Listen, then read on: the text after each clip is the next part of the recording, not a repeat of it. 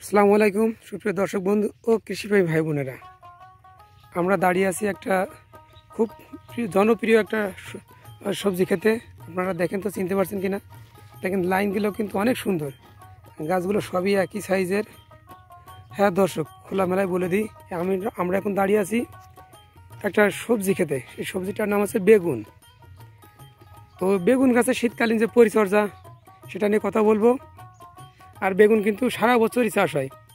আমরা আগে ভাবতাম যে বেগুন বছরে একবারই চাষ হয়, কিন্তু না, বেগুন এখন হচ্ছে সারা বছরই কম বেশি চাষ হয়। তো এটা হচ্ছে মূলত শীতকালীন বেগুন।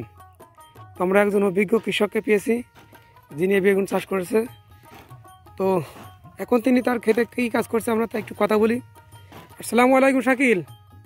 ওয়ালাইকুম আসসালাম ওয়া রাহমাতুল্লাহি ওয়া বারাকাতুহু। কি করছিলে বাপ? এই যে চাচা বেগুন খেতে আপনার গুড়া বানছিলাম। আচ্ছা, তোমার কষ্ট দেওয়া লাগবে না, মানে তোমার দাঁড়ানো, তুমি কাজ করার কথা বলো বাপ। তো তোমার এই গাছগুলোর বয়স কতদিন? গাছগুলোর বয়স আপনার লাগানোর পূর্ব থেকে 60 থেকে 65 দিন। মানে 60 থেকে 65 দিন এই গাছগুলো হয়ে গেছে? জি জি।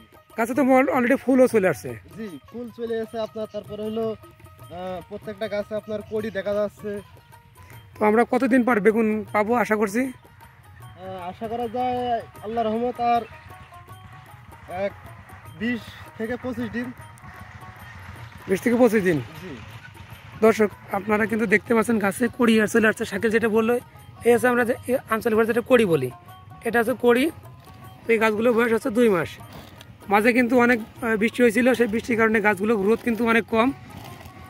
তো এই আছে এখন পরিবেশ। তো আসলে এই যে কোথায় গুঁড়াটা বাঁধছে, এই গুঁড়াটা কেন বাঁধা লাগে? আপনার এই গুঁড়াটা বাঁধলে মানে গাছের শিকড় দুই সাইডে আপনার হলো করতে সক্ষম হয়।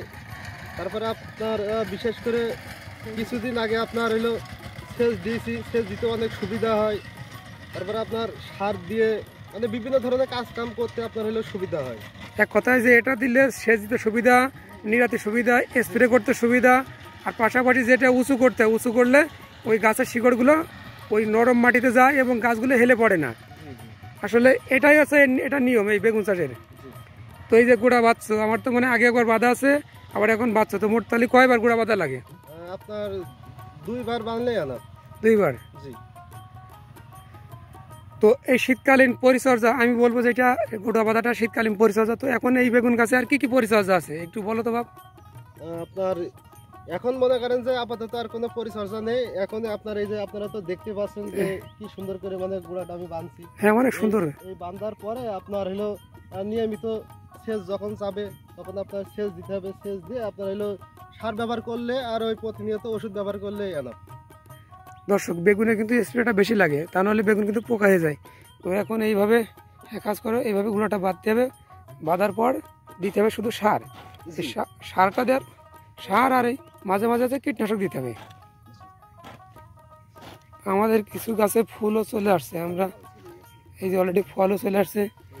এই যে আমাদের রাজন ভাই আমাদের ফল দেখালো। যাক, তো গাছে একটু একটু পরিচর্যা হয়েছে, পরিচর্যার ঘাটতি আছে মাঝখানে। তবে এখন মোটামুটি গাছের অনেক ভাব অনেক সুন্দর। ইনশাল্লাহ খুব দ্রুত একটা ভালো কিছু পাবো। গাছে দেখেন ফুলও চলে আসছে। তো দর্শক, এই আছে বেগুন গাছের শীতকালীন পরিচর্যা। আপনারা আপনাদের ক্ষেতগুলো কেমন আছে অবশ্যই জানাবেন। আর বেগুন খেতে বেশি বেশি করে আসবেন, তাহলে আপনার বেগুন গাছের কোনো রোগ বালাই কোনো সমস্যা হলে আপনার চোখে পড়বে, আর তখন সেই অনুযায়ী অবশ্যই আপনারা ব্যবস্থা নিতে পারবেন। তো ধন্যবাদ দর্শক সাথে থাকার জন্য। দেখা হবে আবারও ইনশাল্লাহ।